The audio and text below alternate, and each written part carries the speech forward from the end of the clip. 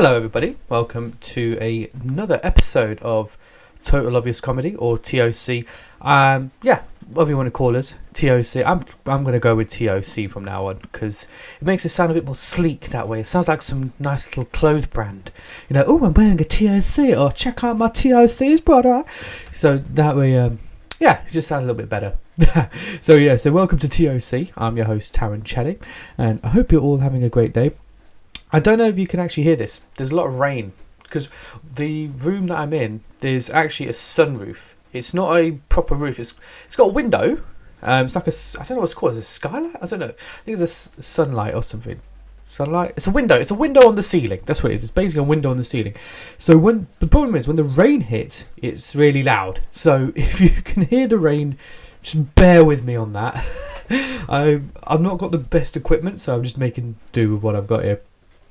But anyway, how are we all doing? It's been a very eventful couple of weeks, hasn't it? Let's be honest. We can't hide away from what's been happening in the news. But I thought what has been happening, because I was on Saturday. I went to a protest in Leicester, because that's where I'm from. You know, Leicester, represent, and it was Black Lives Matter, about George Floyd, and it was a very poignant, very moving protest. There was no issues or anything. There was no violence or anything like that. But it does pose a lot of questions, because now those of you who are listening are going to be like, okay, but those of you watching, you can see I am what you call an ethnic minority. I am of British Asian descent. Hello, how do you do? Welcome. Take a seat.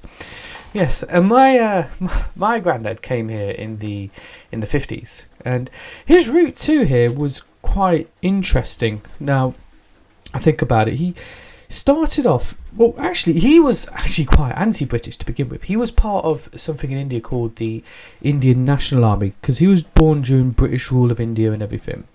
And then they fought for British independence. But after the Second World War, after many movements in British independence, Indian independence. They didn't want British independence, they wanted Indian independence. After they did that, the British left. Of course, they divided the Punjab before they left. They created Pakistan, and then a lot of them lost their lives, and a lot of them lost their homes. My granddad my granddad actually came here in the 50s, and then he set up shop here, but he turned up. He was a Sikh guy, turban, beard and everything. But in those days, he had to actually cut his hair and shave his beard just to get a job. That was the best he could do in that time. It's now, obviously, you can look however you want to. But in those days, in the 50s, he had to do that in order just to earn a living. And my mum's family, they came in the late 60s. Because my granddad was on, the one granddad I'm talking about is actually on my dad's family. So my dad's family came and stationed themselves in Nottingham in the UK. My mum's family, theirs was more intertwined with, if we're going to talk about racism, because let's face it, we're going to talk about that today. My mum's family was a lot more intertwined with that.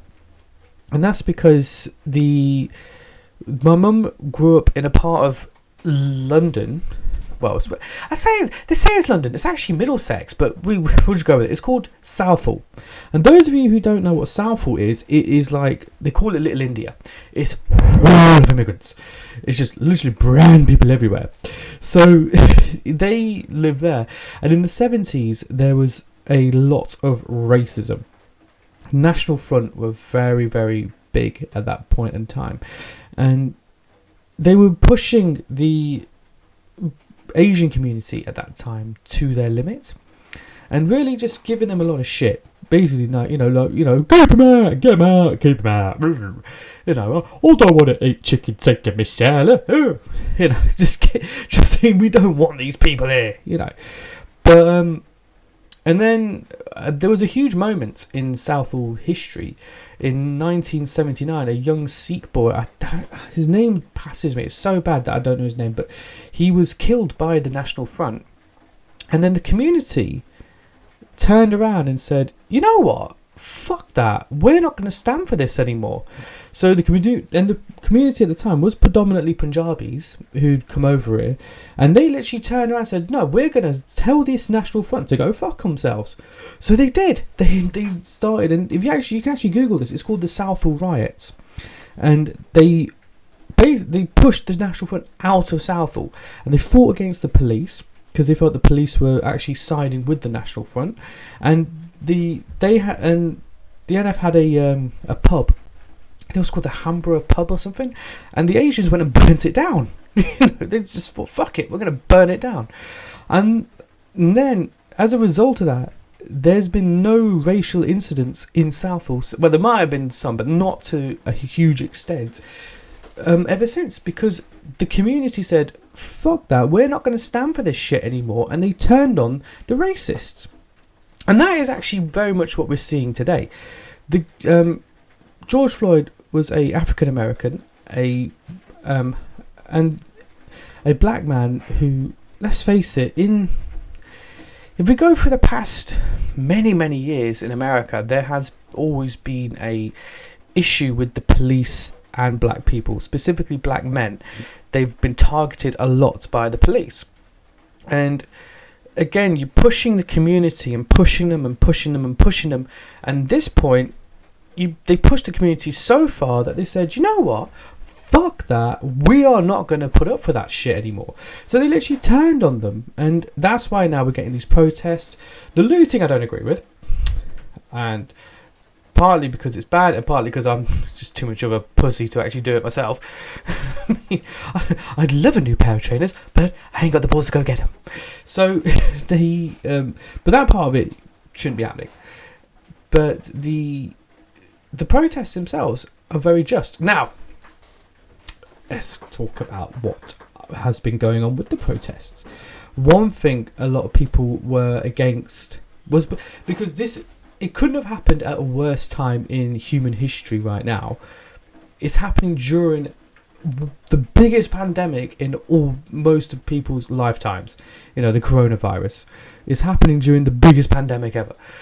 And the fact I've said that, I'm probably going to get demonetized for just saying that word. But a lot of people were saying, do not go and protest, because you are having the risk of the spread of infection is going to go higher because of all the people protesting. That's what a lot of people were saying.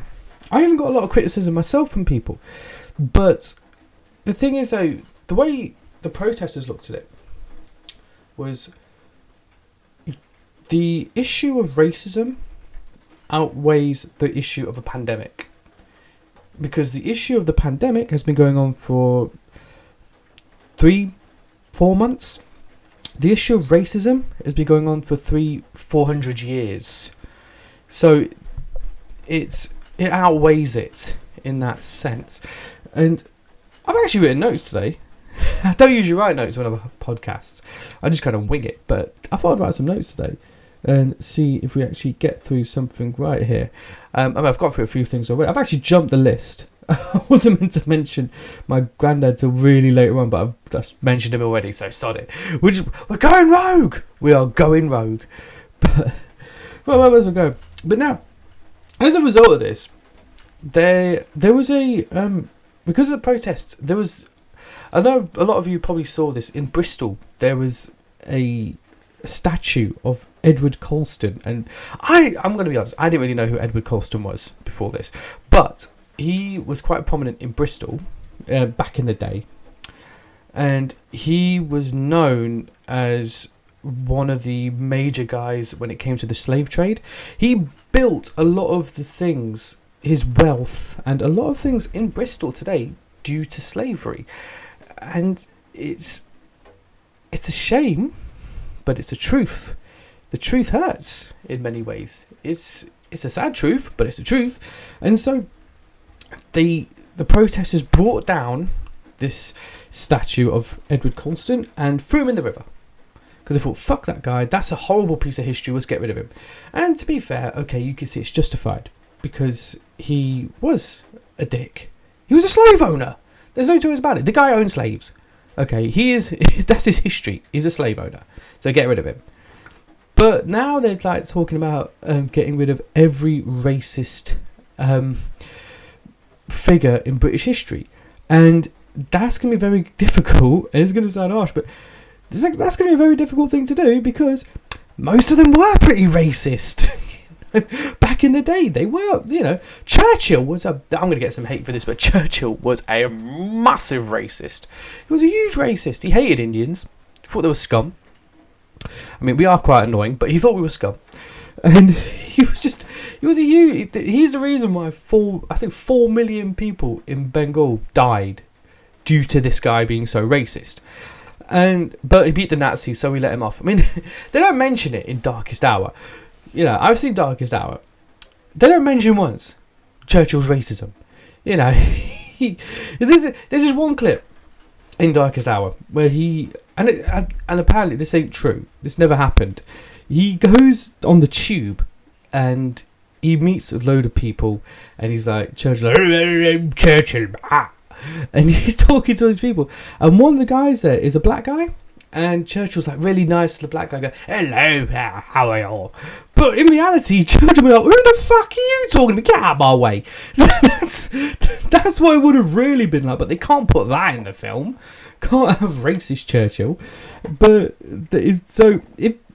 that's why, if you go to like some parts of the world, they actually don't look at Churchill in the best light. But he fought the Nazis, and he's seen as a British hero. So, and even Sadiq Khan said they're not going to get rid of Churchill's statue. And there's, I think Francis Drake is another one they're talking about. Is it Francis Drake? Yeah, who fought the Spanish Armada. He was also a racist, but he fought the Spanish. He fought an invasion, so they let him off. But it's, where do you draw the line of what's a racist and what's a national figure? If we look back, say, to Richard the Lionheart, he fought during the Crusades, the Christian crusade of Jerusalem. So he would have been racist, really, towards Muslims. And he would have seen Muslims as the enemy, because in reality, they were the enemy to him. He did see Muslims as the enemy because he was trying to take back the Holy Land. Muslims controlled the Holy Land. They were the enemy to him. So it's putting it into what is the actual historical context there. Back in the medieval time, they referred to as majority of black people as a Moor, because they saw Moor came from the word Moorish, and Moorish people fought in the Middle East against the Crusaders. So that's where it's like, so where do we draw the line there? It's Alfred the Great, he probably was a racist as well. So it's all of them. But then we're going to go down that road. I'm going to get some hate from my Indian brothers here, but Gandhi was a massive racist as well. They were all bad in their own way. So it's, where do you draw the line on that? So you can tear down these statues, but a lot of them were pretty bad. A lot of them were underlying racist. The British Empire was built on feeling that you were better than someone else, and trade and other things as well. A lot of people say that the British Empire was just built on racism. No, it wasn't just built on that. There was a lot of things that went into it as well too. So I'm going to be a bit fair on it there. But race did play a big part in it. But that's the thing. Where do you draw the line in that? And I'm Asian, so I just look at it like, well, they don't. I mean, it's a very difficult position to be in, because when I was at school, we didn't really learn a lot of the atrocities in British history, and they're trying to now change the curriculum so they teach more about the atrocities of the British Empire. But it's who's going to want to teach it? I mean, we have this expectation that in Germany they're going to teach that they will teach about the evils of Nazism, of National Socialism, how evil Hitler was. But we don't have this expectation that we will teach what's so bad about our own history. The Nazi, the Third Reich ended in 1945. India didn't get independence till 1947. Hong Kong didn't get independence till the 1990s. The British Empire outlasted a lot longer. So So British occupation of foreign countries has lasted longer than most other nations have. Than some countries have actually lasted themselves. So we can't, just not my mic there. But it's where do you draw the line on it? That's the question. And I'm not really for or against it. I'm just like, yeah, make your own mind up. But as long as it don't affect me. But I've suffered some forms of racism before in the past. I have. Believe it or not. I mean, how could you be racist to this face? How could someone give me some bigotry? That's just outrageous. But I remember once at school, some kid, actually, he called me a packy. So I kicked him in the balls. And he goes, oh, what do you do that for? You just called me a racist word. And then he went and cried and snitched on me. He like, oh, you kicked me in the balls. And the teacher went, Tharun, why did you kick him? I go, he called me a packy. And the teacher just looked and went, because it was just an awkward moment. Because now when I was younger, I was like, what are you going to do? But now I'm older, I actually find it hilarious because the teacher was like, yeah, we can't condone violence, but he was being racist. Ooh. So the teacher just went, yeah, just don't do it again. It was brilliant, perfect moment ever. But another thing I tend to think back. I used to work in a call centre. I used to work in Hinckley in Leicester. And in Leicestershire, I should say. And now people think Leicester, very multicultural. Very multicultural. Loads of different ethnic people living together. Oh, hello. Oh, you're ethnic. I'm ethnic. Let's dance. Oh, how lovely.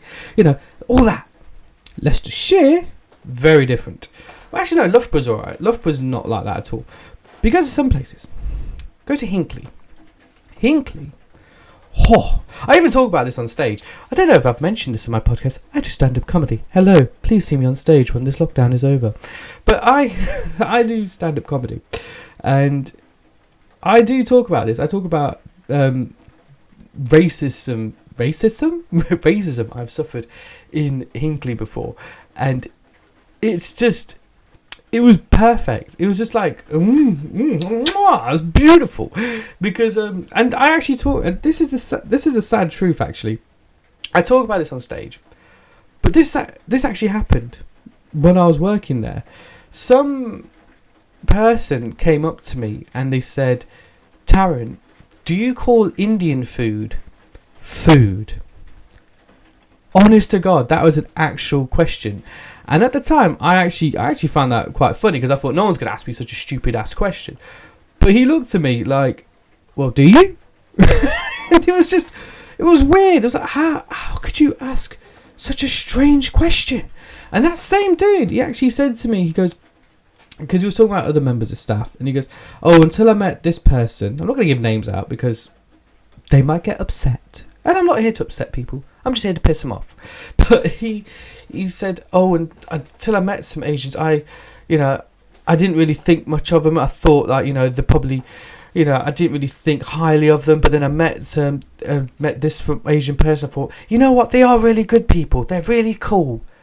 And I thought, why did you have to meet one of us to think we were cool? Why didn't you just think we're nice people anyway? Why did you have to wait till you met one of us?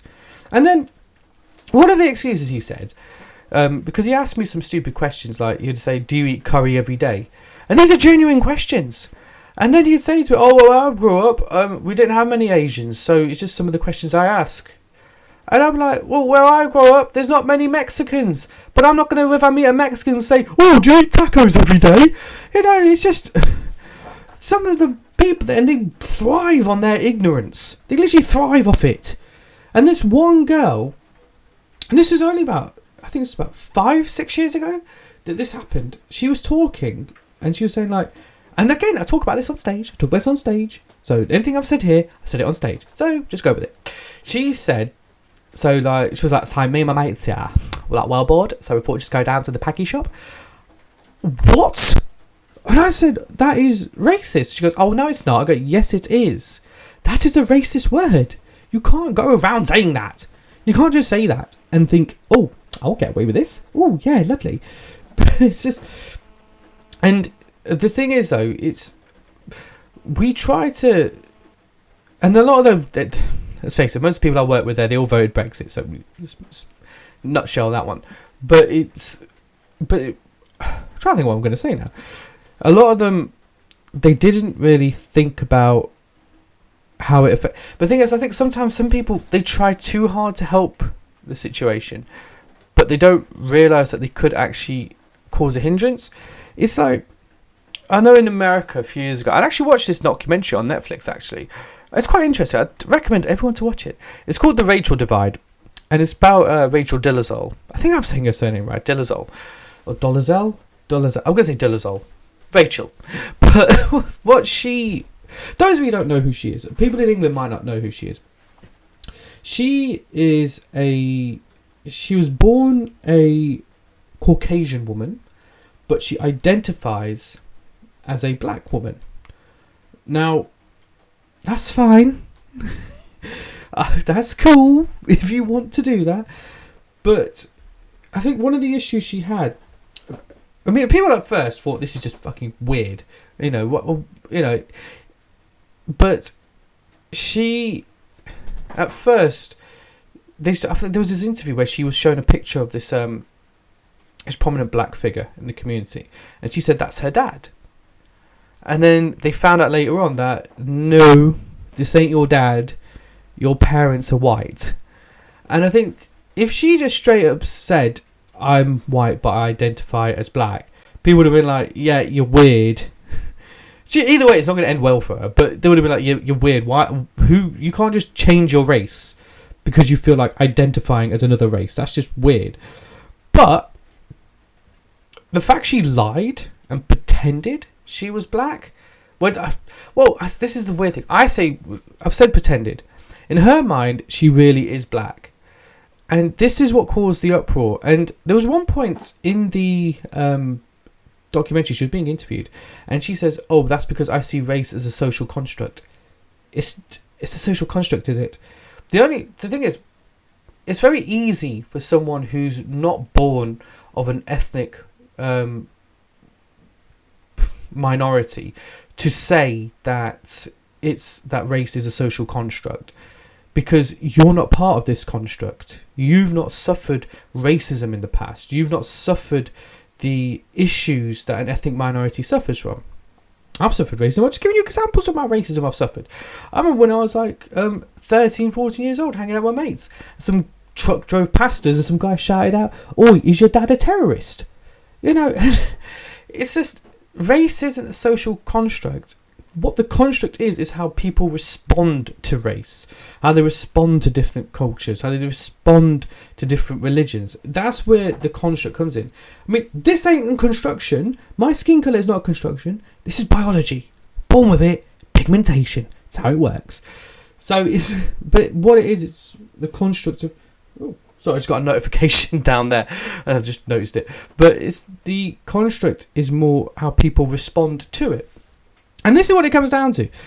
And so that's when I hear like things like that, I'm just like, oh, what are you on about? But it's just, this is why we've come to a point now, hopefully in human history, where we can see beyond these racial issues and racial divides. And some people say to me, like, look, I don't see colour. Yeah, you do. Stop talking shit. I'm a different skin colour to you. I'm not asking you to say you don't see colour. I'm just asking you to say you accept different ethnic breeds. But one thing that does happen, and this is something that happens quite a lot in the media, is they try to change the narrative. What they do. Now, we've seen this a lot recently with the riots and everything. What the media tried to do, and it didn't work out this time actually, and funnily enough, it was the BBC that actually pulled up on this and actually said, and actually put a halt to it on their own programme. The BBC actually made a point of it. There was a focus on the looting to divert away from the issues that were being proposed by the protest, what the protests were actually going for. But they were trying to focus on the looting and the violence to try and sway the narrative over there. So I remember once, Benedict Cumberbatch, he was on the One Show, I think, and he was talking about having ethnic minorities in acting. He was saying there's not enough ethnic minorities, not enough inclusion in acting, in TV and in theatre. He's saying there should be more. I've done some stuff in theatre, ain't a lot of us there. I mean, I played Spot the Brown person when I was working in theatre once. Just ended up looking in the mirror. That's all I saw. But in a way, I actually kind of liked it because it made me feel special. But he was talking about it, and he said, then he was saying the thing he was saying was about more ethnic minority and everything. He was making some very good points, very strong points. Then he said something naughty. He said it would be good to see more coloured actors in the media. Problem with that is he said the word coloured. What he was meant to say was people of colour. Now, people like me just saw pass and went, okay, he's still making the point. But what the media did, they picked up and went, ha! Whew, thank God for that. He said coloured. Ah, fuck that guy. He said coloured. Go, we got him. And they used that little narrative and just pushed that and said, Benedict Cumberbatch said the word coloured. Very outdated term. Racist. Now we're moving that away. And what they did, they focused on that point to change the narrative, to divert away from what he was actually saying. And this is what they call changing the narrative. That's what it comes down to. And the media has been known for doing that. But they don't do it in just... The thing is, though, they don't do it in just race. They do it in all different forms. So you just have to... what we have to push for is a change in these things. And change in the narrative. The fact that, I do actually worry sometimes when I do go to some parts of the country. Will my skin colour become a hindrance to me? And it's kind of a sad thought. But there's sometimes... This is why I love to do stand-up, because then I have power over that. I have strength over the racism. I can then say... I can make jokes about race. Then I can make fun of the racists. This is why I love doing stand-up. But there's that once I did stand-up in, I think it was Corby. And after my set, I was sitting down and I was watching my mate doing his set. He was doing a fantastic set. And then he would mention ethnic minorities. And this dude sitting next to me, middle-aged white dude, just kept nodding me. Oi, watch this. Oi, he's talking about brown people. Oi, you might like this one. You might like this one. Oi. I was like, shut the fuck up. Let me enjoy the joke. I don't need your commentary on it. And then my mate would say another joke. He'd be like, another one. I was like, fuck off. And I did one gig. And my colleague, a comedian, Brian, he did a set. And he did a fantastic set and everything. And then I was on later on in the show. But he did a very good set. And then... later on, we're all chatting, and this woman just comes up to me randomly. She goes, "I just want to say," and by the way, Brian's brown for the just so you know, he's actually brown. He's Indian like me, even though he's got a name like Brian, but whatever. But he does his set. After that, this white woman comes up to me and says, "I just want to say, well done. You were absolutely brilliant up there." And I was like, "What the fuck are you going on about?" She was like, "You were brilliant. I just want to shake your hand." I was like, she thought I was Brian. Because brown, he's brown, we must be the same guy. So I was like, what is this nonsense? I couldn't help but laugh at that. It was so stupidly racist that it was actually quite hilarious. But it's just one of those things, really. Yeah, and if you watch old 70s TV shows, racism to them, they didn't see it as racist. They saw it as funny. And I think sometimes to take power over a situation, it is good to make fun of it. But what the thing is to do is to make fun of the racist, not make fun of the victim. But it's where do you draw that line? Where it is a very fine line to where you draw on it. But anyway, I could go on further with this, but I'm going on for half an hour now. This is a very long podcast. I actually swore I was not going to do any really long podcasts on my own. I was going to do stuff with other people. But, sod it. Might do a sketch next. I haven't done any sketches in a while. But yeah, I just thought I'd have my little say on the whole thing that's been going on. I probably didn't say much use, anything. But one thing I would say. When we went to the march on Saturday for Black Lives Matter, we did the kneel. And the kneel was to be symbolic of the police officer who knelt on George Floyd's neck. And there's another thing.